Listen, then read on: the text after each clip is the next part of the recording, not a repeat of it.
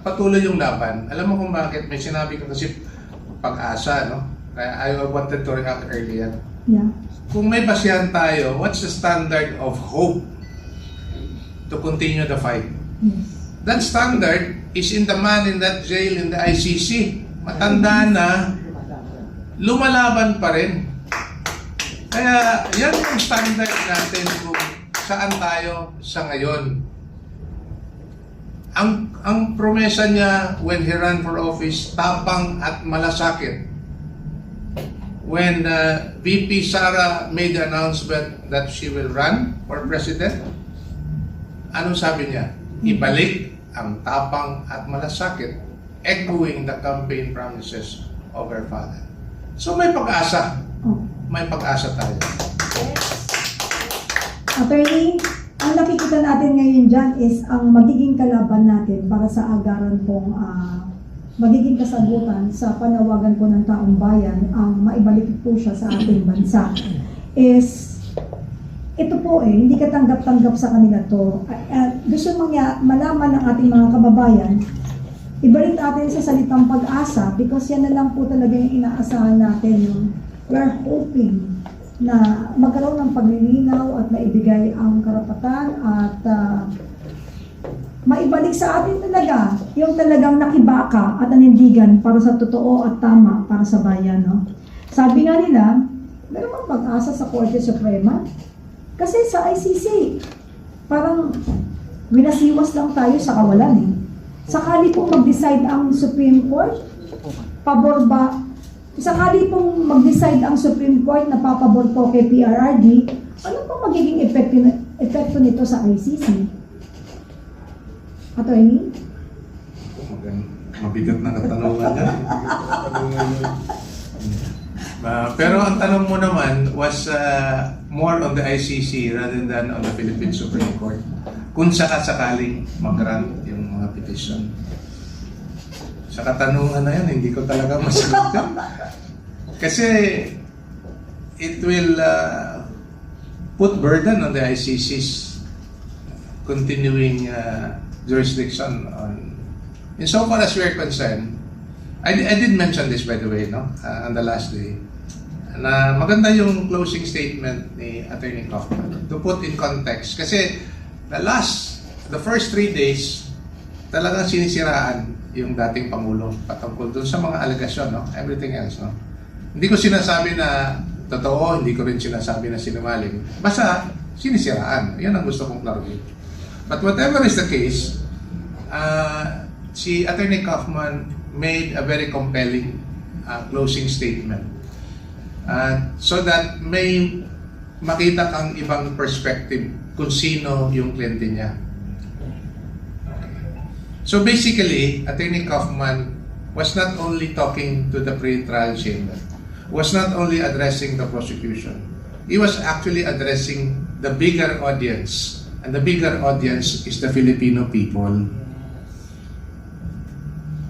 So yun po ang ibaliktad ko na lang na siyempre kahit na anong desisyon na ilalabas ng Korte Suprema, wala namang jurisdiction yung ICC. But by the way, may jurisdiction yung Supreme Court doon sa mga respondents ng mga kaso. I just want to stop there. Pero that having said, I don't want to discuss further because nasa Korte Suprema na nga yan. Pero yung sa tanong mo kasi, anong epekto doon sa ICC, yun talaga ang mangyayari. Kasi hindi ko alam anong galaw ng ICC because they will now be put on the spot if the Philippine Supreme Court will decide favorably on the petitions pending before it. How the ICC will address it on their own, it's anyone's guess. I really do not know.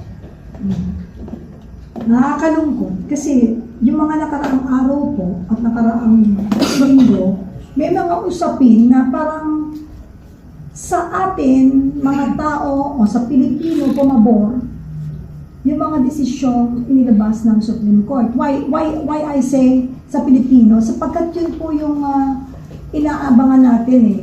Yung may bago tayong pag-asa eh. May nagpahayag na eh. Na talagang ikinatuwa at ikinasaya nating lahat.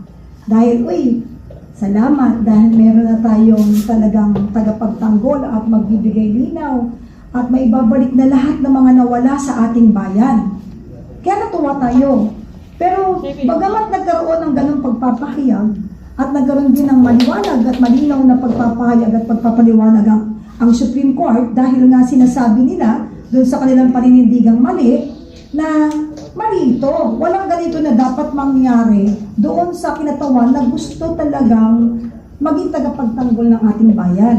Pero anong nangyari? Magpahanggang ngayon, parang pinagsasawalang bahala ang mga inilabas na desisyon ng Supreme Court. Diba? Parang talagang pinanindigan nila yung pagbaluktot ng batas at proseso.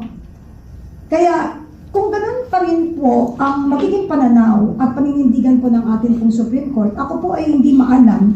Ito'y bilang tao at bilang Pilipino at naririnig ko lamang po ito sa atin pong mga kababayan at mga content din po ng ating mga mamahal na mga vloggers na may malasakit po sa ating bayan. Posible din ba na gawin din po ito muli ng mga tagapagbaluktot ng batas ng Pilipinas na kahit na maglabas pa ng desisyon ang Supreme Court, ipagwalang bahala nila tumuli? Ano po at hanggang saan po kaya ang ating kakayahan bilang Pilipino na makibakat, manindigan sa ating pong karapatan at pagpapahayag na ibigay sa kaalaman ng lahat ng Pilipino na walang pakialam at jurisdiksyon ng ibang bayan sa ating bansa? Attorney? Baka bigyan mo ng paglilinaw. Tama po kayo. No? So far as, but I like to make this clear. I think everyone knows this na wala pa pong desisyon na inilabas ang Korte Suprema patungkol sa tatlong petition for habeas corpus at saka yung petition for certiorari prohibition that were filed by Senator Bato and former President that are already pending before the Supreme Court. At umaasa tayo that the Supreme Court will be enlightened both on the wisdom as well as the urgency to resolve the pending cases early on. And that is our plea, that is our prayer. So hopefully may resolve na patungkol dyan sa mga kaso na yan. So siguro panawagan natin sa taong bayan na sama-sama nating ipanilangin na tapikin ang kanilang mga puso, yung ating mga pinagkakatiwalaan at mga nasa loob po ng Supreme Court na para alam naman natin na at alam nila ang tama. Pero hindi nila kaagad maibigay Parang pinadadaan nila sa proseso at pag-aaral. At kasama pa dito yung nakatali yung kamay nila magpahanggang ngayon. At sana po tapikin ng Panginoon natin ang kanilang puso para isiwalat ng mas maaga. Kasi nadidelay na po yung justice Nalulugmok na po ang Pilipinas sa kahirapan at sa mga bagay na hindi natin dapat dinadanas. Sana po sa Supreme Court, panawagan po ng taong bayan, kailangan po natin ng agarang kasagutan. Dahil nasa kamay niyo po ngayon ang talagang paglutang ng mga tama para magkaroon po ng hustisya ang panawagan namin lahat.